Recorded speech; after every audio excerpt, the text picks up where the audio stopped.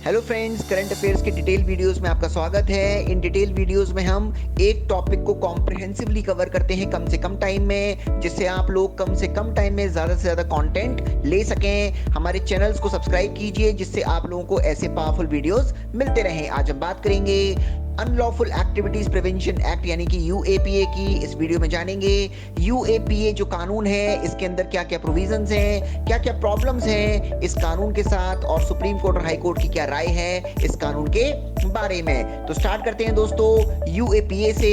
UAPA unlawful activities prevention act Hindustan के अंदर 1967 में पार्लियामेंट ने बनाया था और 2004 में इस कानून को एंटी टेरर लॉ घोषित कर दिया गया, यानी कि टेररिज्म से लड़ने के लिए इस कानून का इस्तेमाल 2004 से किया जाने लगा। हमारे देश के अंदर यूएपीए के साथ साथ कुछ और भी ऐसे कानून हैं, जैसे कि पोटा, टाडा। ये जो कानून है ये क्या करते हैं, ये आरोपी व्यक्ति के लिए बहुत ज्यादा परेशानी कर देते हैं। यानी कि अगर किसी व्यक्ति को इन कानूनों के अंदर गिरफ्तार किया जाता है, इन कानूनों को तोड़ने के लिए गिरफ्तार किया जाता है, तो उस आरोपी व्यक्ति के लिए बहुत मुश्किलें हो जाती हैं इन कानूनों के अंदर, जो कि नॉर्मली आम जनता के लिए नहीं होती हैं। हम बात करते हैं यूएपीए के बारे में। तो यूएपीए से रिलेटेड हम लोग प्रॉब्लम्स देखते हैं दोस्तों। सबसे पहली प्रॉब्लम है वो है यूएपीए के अंदर कि टेररिज्म की प्रॉपर डेफिनेशन नहीं है। जैसा कि मैंने आपको बताया, इस कानून को 2004 से देश के अंदर टेररिज्म से लड़ने के लिए इस्तेमाल किया जाने लगा था, लेकिन टेररिज्म की प्रॉपर डेफिनेशन इस कानून के अंदर नहीं है। इस कानून के अंदर लिखा हुआ है अगर कभी कोई प्रॉपर्टी डैमेज होती है, या किसी व्यक्ति की मृत्यु होती है, या किसी व्यक्ति को इंजरी होती है, तो ऐसे केसेस में भी यूएपीए लगाया जा सकता है। समझिए आप, कोई प्रॉपर डेफिनेशन नहीं है टेररिज्म की, जिसके कारण इस कानून का जनरली मिसयूज किया जाता है। मैं मिसयूज वर्ड इसीलिए यूज कर रहा हूं क्योंकि पिछले 4 सालों में लगभग 4,500 एफआईआर हुई हैं इस कानून के अंदर, लेकिन सिर्फ लगभग 100 लोगों को फाइनली सजा मिली है। मतलब 4,500 में से सिर्फ 100 लोगों को सजा मिली है, बाकी 4,400 लोग जो हैं उनको फेक यानी कि बिना बात के फंसाया गया था। तो जो पहली प्रॉब्लम हम लोगों ने देखी इस कानून के अंदर वो ये कि टेररिज्म की प्रॉपर डेफिनेशन नहीं है, जिससे पुलिस कई बार इस कानून का मिसयूज करती है और किसी को भी जो है परेशान कर देती है।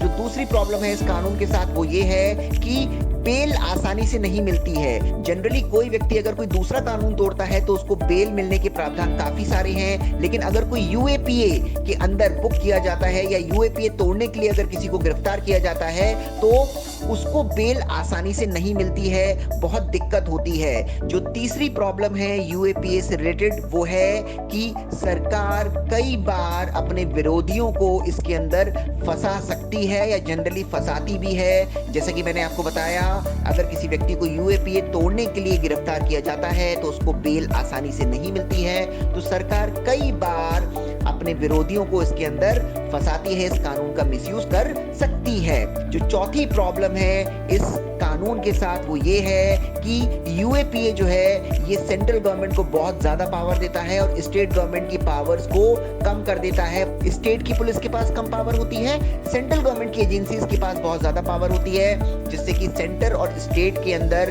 कन्फ्लिक्ट क्रिएट हो जाती है। तो ये 4-5 प्रॉब्लम्स हैं यूएपीए के साथ। अब हम बात करते हैं दोस्तों कि सुप्रीम कोर्ट और हाई कोर्ट ने क्या क्या रिसेंटली जजमेंट्स दिए हैं। तो सुप्रीम कोर्ट ने 2021 में केस हुआ था यूनियन ऑफ इंडिया वर्सेस के नजीब। फिर से सुन लीजिए, 2021 में केस हुआ था यूनियन ऑफ इंडिया वर्सेस के नजीब। इस केस में सुप्रीम कोर्ट ने बोला था कि यूएपीए के तहत बेल्स मिलना जो है वो मुश्किल जरूर है, लेकिन सुप्रीम कोर्ट ने हाई कोर्ट्स और लोअर कोर्ट्स को ऑर्डर दिए थे कि अगर उनको लगता है कि व्यक्ति जो है उसके खिलाफ कोई ज्यादा सबूत नहीं है तो हाई कोर्ट्स और सुप्रीम कोर्ट बेल दे सकते हैं। इसके साथ साथ हाई कोर्ट ने अपने एक जजमेंट में यह भी बोला है कि केंद्र सरकार टेररिज्म की डेफिनेशन को बहुत ही ज्यादा स्पेसिफाई करे, क्योंकि जैसा कि मैंने आपको बताया कि टेररिज्म की डेफिनेशन क्लियर नहीं है, जिसके कारण किसी भी व्यक्ति को इस कानून को तोड़ने के लिए पकड़ा जा सकता है। तो हाई कोर्ट ने बोला कि टेररिज्म की डेफिनेशन को केंद्र सरकार जो है बहुत ज़्यादा स्पेसिफाई करे जिससे कि इस कानून का मिसयूज ना हो पाए। तो दोस्तों इस वीडियो में हमने यूएपीए कानून के बारे में जानकारी ली, हमने देखा क्या क्या प्रॉब्लम्स है यूएपीए के साथ, और हमने ये भी देखा सुप्रीम कोर्ट और हाई कोर्ट जो है बेसिकली उन्होंने क्या क्या बोला है यूएपीए से रिलेटेड। दोस्तों इसी तरह के पावरफुल वीडियोस जिसमें हम कम से कम समय में पूरे टॉपिक को कवर कर देते हैं, अगर आप देखना चाहते हैं तो हमारे सभी प्लेटफॉर्म को सब्सक्राइब कीजिए और इस वीडियो को लाइक कीजिए, शेयर कीजिए, शॉर्ट नोट्स भी बनाइए जिससे कि आपका रिवीजन अच्छी तरह से हो पाए। Thank you very much.